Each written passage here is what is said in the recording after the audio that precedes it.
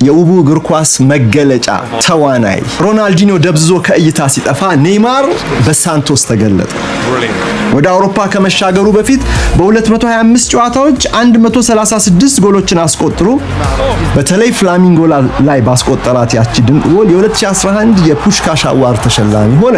በዚህ ዓመት በባሎን ዶር ቶፕ 10 ውስጥ ማጠናቀቅ ቻለ።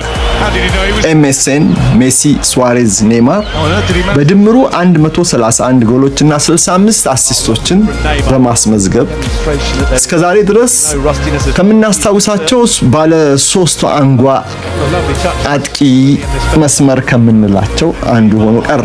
በውበት የሚጫወተውን እግር ኳስ ግን ወደ ጎን ትቶ ጥቅሙን ሲያካብት ቆየ። ፉትቦል መደሰቱ የቀድሞ ታሪኩ ሆኖ ይነሳ ጀመር። ከሜዳ ውጭም ለሙያው ቸልተኛ ሆነ። እስከ ሌሊት 9 ሰዓት ድረስ ፕሌይስቴሽን እየተጫወተ ያመሻል። ለሮማሪዮ ለቀድሞ ተጫዋች ፖድካስት እንደተናገረው ኔይማር ከኤምባፔ ጋር ችግሮች ነበሩብኝ፣ ትንሽ ብንጣላም ግን ደግሞ ለቡድናችን አስፈላጊ ተጫዋች ነበር፣ ሁልጊዜ አግዘዋለሁ፣ አወራዋለሁ። ሜሲ ሲመጣ ግን ትንሽ ይቀና ጀመር።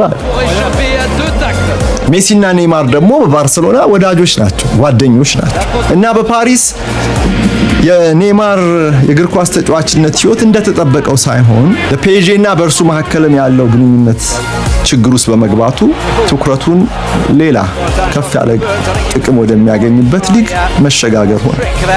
ሳውዲ አረቢያ በ31 ዓመት አልሂላል ኔይማርን አስፈረመው።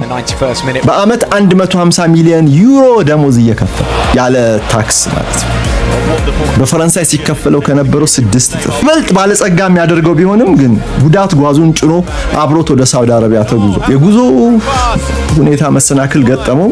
7 ጨዋታ ብቻ ነው ለዛ ክለብ የተጫወተው። ሳውዲዎችም የሆነ ደረጃ ላይ ሲደርስ ይበቃናል የኔይማር ነገር አሉ። አልሂላልም የሚፈልገውን ነገር አላገኘም።